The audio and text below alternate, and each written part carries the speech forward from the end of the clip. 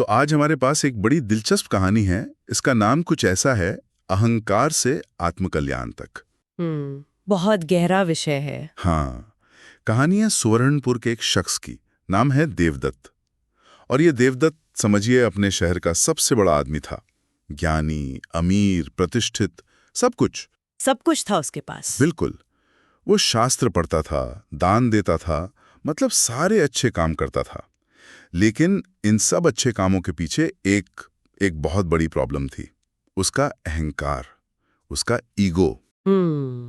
तो आज हम इसी कहानी के बहाने ये समझने की कोशिश करेंगे कि हमारे काम यानी एक्शन और हमारी नीयत मतलब इंटेंशन के बीच क्या रिश्ता है। और ये जो शब्द है कल्याण, इसका असली मतलब क्या है। बिल्कुल। और ये कहानी हवा में से नहीं आई है। ये गीता प्रेस गोरखपुर की किताबों में मिलने वाली कहानियों की, कह सकते हैं, आत्मा से प्रेरित है। अच्छा। हाँ, गीता प्रेस की यही तो खासियत रही है कि वो बहुत गहरी स्पिरिचुअल बातें कहानियों के जरिए इतने सिंपल तरीके से समझा देते हैं। सही बात है। और यहाँ मुद्दा देवदत्त का पैसा या ज्ञान नहीं है। मुद्दा है उसके अंदर छिपा वो मैं का भाव, जो उसके अच्छे कामों पर भी एक तरह से पानी फेर रहा था। आज की हमारी बातचीत इसी पर रहेगी कि कैसे कोई इंसान बाहर से बहुत नेक और धार्मिक दिखते हुए भी अंदर से आध्यात्मिक तौर पर बिल्कुल खोखला हो सकता है। तो चलिए कहानी में चलते हैं। शुरुआत होती है सुवर्णपुर से, गंगा के किनारे बसा एक खुशहाल शहर जहां देवदत्त का सिक्का चलता था। मतलब उसकी तूती बोलती थी। हाँ बिल्कुल। वो शहर का सबसे अमीर और सबसे ज्ञानी इंसान था और उसे इस बात का पूरा एहसास था। वो गरीबों को दान देता था, बड़े बड़े यज्ञ करवाता था, लेकिन हर काम के बाद उसके दिमाग में एक ही बात घूमती थी। क्या? मुझसे बड़ा धर्मात्मा कौन, मुझसे बड़ा ज्ञानी कौन।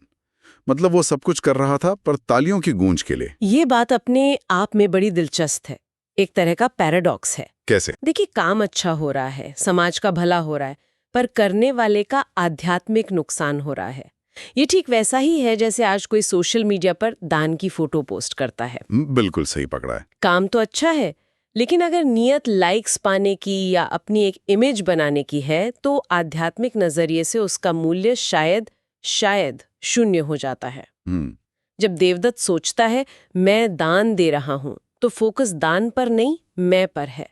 और कहानी हमें यही दिखाती है कि धर्म सिर्फ चेकलिस्ट टिक करने का नाम नहीं है। सही बात है। और कहानी में ट्विस्ट तब आता है जब शहर में एक संत आते हैं। अच्छा। और ये कोई तामझाम वाले संत नहीं थे, ना कोई शिष्यों की फौज, ना कोई दिखावा, बस एक शांत सरल इंसान जो ज्यादातर चुप ही रहते थे। लोगों ने बड़ी उत्सुकता से पूछा, महाराज आप कौन हैं? तो उन्होंने बस मुस्कुराकर कहा, मैं वही हूं जो तुम हो, बस मुझे खुद का पता चल गया है। उनका ये जवाब बहुत गहरा है, मैं वही हूं जो तुम हो। ये तो अद्वैत वेदांत का सार है। बिल्कुल। वो कह रहे थे कि हम सब अंदर से एक ही चेतना है, बस फर्क इतना है कि उन्हें ये सच महसूस हो गया है और हम अभी भी अपनी अलग अलग पहचानों में उलझे हुए हैं। लेकिन देवदत्त को ये बात कहाँ समझ आने वाली थी? बिल्कुल नहीं। कहानी कहती कि देवदत्त ने जब ये सुना तो वो जोर से हंस पड़ा। उसे लगा कि ये कोई मामूली आदमी है जो बड़ी बड़ी बातें कर रहा है। मुझे थोड़ा अजीब लगा। वो हंसा क्यों? एक ज्ञानी आदमी एक संत पर हंस रहा है? क्योंकि उसका ज्ञान किताबी था, अनुभव पर आधारित नहीं था। वो अपनी विद्वत्ता और दौलत के चश्मे से दुनिया को देख रहा था। अच्छा। उसके लिए एक संत का मतलब था जिसके पास हजारों शिष्य हो, बड़ा आश्रम हो, राजा महाराजा मिलने आते हो। उसे संत की सरलता में कोई महानता नहीं दिखी। मतलब उसका अहंकार सच देखने ही नहीं दे रहा था। हाँ बिल्कुल। वो संत की सादगी को उनकी कमजोरी समझ बैठा। और फिर वो पल आता है जिसने देवदत्त की पूरी दुनिया हिला दी। वो संत सीधे देवदत्त के पास पहुंचे, उसकी आंखों में देखा और उससे सिर्फ एक सवाल पूछा, सिर्फ एक। उन्होंने पूछा, तुम जो ये सब दान पुण्य करते हो, ये भगवान के लिए है या अपने नाम के लिए? सोचिए उस सन्नाटे को जो सवाल के बाद वहां छाया होगा। हाँ, कहानी कहती है कि देवदत्त एकदम मौन हो गया। उसे लगा जैसे किसी ने उसका सारा बाहरी कवच तोड़कर सीधे अंदर झांक लिया हो। जब मैंने ये सवाल पहली बार पढ़ा तो एक पल के लिए मैं खुद चुप हो गया था। ये सिर्फ देवदत्त से नहीं, ये हम सबसे पूछा गया सवाल लगता है। इसीलिए ये सवाल इतना पावरफुल है। ये एक शीशे की तरह है। इसने देवदत्त को उसकी वो सच्चाई दिखा दी जिसे वो दुनिया से और शायद खुद से भी छिपा रहा था। सही बात है। आज तक सबने उसके दान की, उसके ज्ञान की तारीफ की थी, पहली बार किसी ने उसके एक्शन पर नहीं, उसके इंटेंशन पर सवाल उठाया था। ये उसके धर्म के मुखौटे के पीछे छिपे ईगो पर एक सीधा हमला था। देवदत्त तो चुप हो गया, लेकिन संत यही नहीं रुके। अच्छा। उन्होंने एक ऐसी बात कही जिसने, मुझे लगता है, देवदत्त के अहंकार की नींव ही हिला दी। उन्होंने कहा, धर्म कर्म से नहीं भाव से जन्म लेता है, और जहां मैं है वहां ईश्वर नहीं। और बस यहीं पर सारा खेल बाहरी दुनिया से हटकर भीतरी दुनिया में शिफ्ट हो जाता है। जहां मैं है वहां ईश्वर नहीं। इसका क्या मतलब निकालें? इसका सीधा सा मतलब है कि जब तक डूअरशिप का भाव है, जब तक ये एहसास है कि ये मैंने किया, तब तक आप उस परम शक्ति से जुड़ ही नहीं सकते। कनेक्शन तो सरेंडर में होता है, मैं को भुलाने में होता है। संत ने एक लाइन में देवदत्त को बता दिया कि तुम्हारे सारे अच्छे काम बेकार हैं, क्योंकि तुम उन्हें भगवान को नहीं, अपने ईगो को चढ़ा रहे हो। संत के उस एक सवाल ने देवदत्त की जिंदगी बदल तो दी, पर यह बदलाव कोई आसान नहीं था। नहीं रहा होगा। इसके बाद कहानी का एक बहुत मुश्किल दौर शुरू होता है। कुछ ही समय में देवदत्त का सब कुछ एक एक करके छिनने लगा। व्यापार में घाटा हुआ, सारी दौलत चली गई। ओहो। पैसा गया तो इज्जत भी चली गई, और आखिर में उसकी सेहत ने भी साथ छोड़ दिया। वो देवदत्त जो अहंकार में किसी को सीधे मुंह देखता नहीं था, आज वो एक एक रोटी के लिए भटक रहा था। यहां पर एक सवाल उठता है, और कई लोग पूछ सकते हैं कि क्या अहंकार को तोड़ने के लिए इतना कष्ट सहना जरूरी है? क्या कोई और रास्ता नहीं हो सकता था? हाँ, यही सवाल मेरे भी मन में आया था। क्या ये कुछ ज्यादा ही कठोर नहीं है? देखिए, ये एक मुश्किल सवाल है। आध्यात्मिक नजरिए से देखें तो ये पतन नहीं, बल्कि एक प्यूरिफिकेशन प्रोसेस था, एक शुद्धिकरण की प्रक्रिया। शुद्धिकरण। हाँ, अक्सर हमारा अहंकार तभी टूटता है जब हमारे पास गर्व करने के लिए कुछ नहीं बचता। जब तक देवदत्त के पास धन, ज्ञान और सम्मान था, वो अपनी ईगो को जस्टिफाई करता रहा। कह सकते हैं कि किस्मत ने उससे वो सब कुछ छीन लिया जिस पर उसे घमंड था, ताकि वो अपने असली मैं को देख सके। उस मैं को जिसमें कोई पदवी या दौलत नहीं जुड़ी थी। ये एक तरह का फोर्स्ड रीसेट बटन था। और एक रात वो पूरी तरह से टूट चुका था। गंगा किनारे बैठकर फूट फूट कर रो पड़ा, शायद जिंदगी में पहली बार। उसने आसमान की ओर देखकर प्रार्थना की, हे प्रभु, अगर आप सच में हैं तो मुझे रास्ता दिखाइए। ये प्रार्थना बहुत अहम है। ध्यान दीजिए, पहली बार उसने मदद मांगी थी। सही बात है। इससे पहले वो देता था, वो करता था। आज पहली बार उसने खुद को असहाय मानकर पूरी तरह सरेंडर के भाव से पुकारा। हाँ। जब तक हम मानते हैं कि सब कुछ हमारे कंट्रोल में है, तब तक हम सरेंडर कर ही नहीं सकते। उसके पतन ने उसे उस पॉइंट पर लाकर खड़ा कर दिया जहां उसे मानना पड़ा कि वो हेल्पलेस है, और अक्सर मदद वहीं से शुरू होती है। और कहते हैं कि उसी रात देवदत्त को एक सपना आया। सपने में कोई चेहरा नहीं था, बस एक आवाज गूंज रही थी। अच्छा। और उस आवाज ने कहा, जहां अहंकार समाप्त होता है वहीं कल्याण प्रारंभ होता है। ये सुनते ही देवदत्त की नींद खुल गई, और जब उसकी आंखें खुली तो जैसे सब कुछ बदल चुका था। उसे समझ आया कि वो जिसे बाहर मंदिरों में और यज्ञों में ढूंढ रहा था, वो तो उसके अंदर ही था, बस ईगो के पर्दे के पीछे छिपा हुआ। कितना खूबसूरत और सिंपल मैसेज है। जहां अहंकार समाप्त होता है वहीं कल्याण प्रारंभ होता है। बिल्कुल। कल्याण कोई ऐसी चीज नहीं है जिसे आप अच्छे काम करके कमा सकते हैं। ये कोई अचीवमेंट नहीं है, ये एक अंदर की स्टेट है जो ईगो के घुल जाने के बाद अपने आप सामने आती है।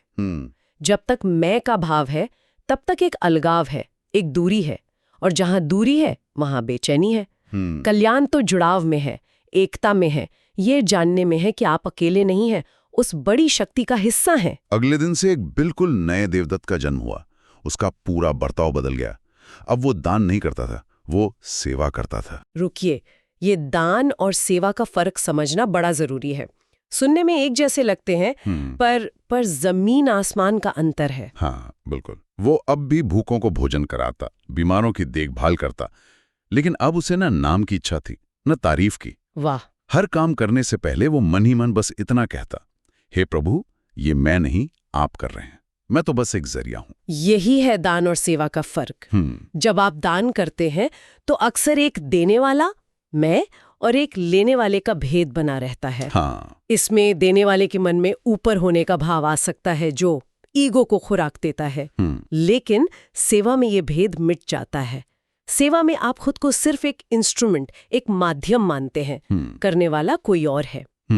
मेरे एक जानने वाले हैं जो हर हफ्ते मंदिर में बड़ी रकम दान करते हैं, लेकिन अपने ऑफिस में कर्मचारियों से बहुत बुरा बर्ताव करते हैं। ये कहानी मुझे हमेशा उनकी याद दिलाती है। सही बात। देवदत्त का ये कहना कि ये मैं नहीं आप कर रहे हैं, इसी डूअरशिप के भाव को छोड़ने का प्रतीक है। उसने खुद को कर्ता की कुर्सी से हटाकर भगवान के हाथों का एक औजार बना लिया। तो साल बीतते गए और देवदत्त चुपचाप अपनी सेवा में लगा रहा। फिर एक दिन शहर में एक जानी पहचानी आहट सुनाई दी। कौन? वही मौन संत नगर में वापस आए थे। उन्होंने देवदत्त को देखा, जो अब बिना किसी दिखावे के बीमारों और गरीबों की सेवा में लगा था। उसके चेहरे पर अब अहंकार की अकड़ नहीं, बल्कि एक अजीब सी शांति और चमक थी। उसे देखकर संत बस मुस्कुराए और बोले, अब तुम्हारा कल्याण हो चुका है। संत का ये कहना देवदत्त के ट्रांसफॉर्मेशन पर एक मोहर की तरह है। बिल्कुल। उन्होंने पहचान लिया है कि देवदत्त ने वो अंदरूनी स्टेट हासिल कर ली है जिसे सच्चा कल्याण कहते हैं। उसने अपने मैं को पूरी तरह से काम में घोल दिया था। और देवदत्त का जो जवाब था वो इस पूरी कहानी का निचोड़ है। क्या कहा उसने? उसने संत के पैरों में झुककर कहा, मेरा नहीं, मेरे अहंकार का अंत हुआ है। वो हट गई है। बिल्कुल। और यही कहानी का सबसे गहरा संदेश है। कल्याण कोई मेडल नहीं है जिसे जीतना है। ये हमारी नेचुरल स्टेट है जो अहंकार के बादलों के पीछे छिपी रहती है। जैसे ही अहंकार का बादल हटता है, कल्याण का सूरज अपने आप चमकने लगता है। तो देवदत्त ने ये नहीं कहा कि मैंने कल्याण पा लिया है, क्योंकि ये कहना भी एक तरह का ईगो होता। उसने बस ये माना कि जो ब्लॉकेज था वो खत्म हो गया है। जब मैं खत्म होता है तभी सच्चा कल्याण होता है। वाकई एक छोटी सी कहानी, लेकिन जिंदगी का कितना बड़ा सच बता गई। तो इस पूरी बातचीत से जो एक बात साफ होती है वो ये है कि हमारे काम कितने भी अच्छे क्यों न हो, अगर उनके पीछे की नीयत में खोट है, अगर ईगो है, तो वो आध्यात्मिक तौर पे हमें कहीं नहीं ले जाते। असली सफर बाहर से अंदर की तरफ है। हाँ, ये बात काफी हद तक सही है। सफर कर्मकांड से भाव की ओर है, मैं कर रहा हूँ से मुझसे करवाया जा रहा है की सोच की ओर है। लेकिन हमें बाहरी कर्मों को पूरी तरह नजरअंदाज भी नहीं करना चाहिए। अच्छा। जरूरी ये है कि दोनों में संतुलन कैसे बिठाया जाए, जो शायद सबसे मुश्किल काम है। देवदत्त का जीवन हमें यही दिखाता है कि असली बदलाव बाहरी हालात बदलने से नहीं, अंदर का नजरिया बदलने से आता है। हाँ, ये कहानी सुनने वालों के लिए एक सवाल छोड़ जाती है। हम अपनी रोज की जिंदगी में जो भी करते हैं, चाहे वो ऑफिस का काम हो, घर का काम हो या कोई मदद का काम, क्या हम कभी रुककर सोचते हैं कि हम ये क्यों कर रहे हैं? बहुत जरूरी सवाल है। कितने काम हम सिर्फ अपनी पहचान बनाने, दूसरों को दिखाने या अपने ईगो को शांत करने के लिए करते हैं, और कितने काम हम निस्वार्थ भाव से करते हैं, ये मानकर कि हम बस अपना हिस्सा निभा रहे हैं। शायद इसी सवाल का ईमानदार जवाब हमें हमारे अपने सुकून का रास्ता दिखा सकता है।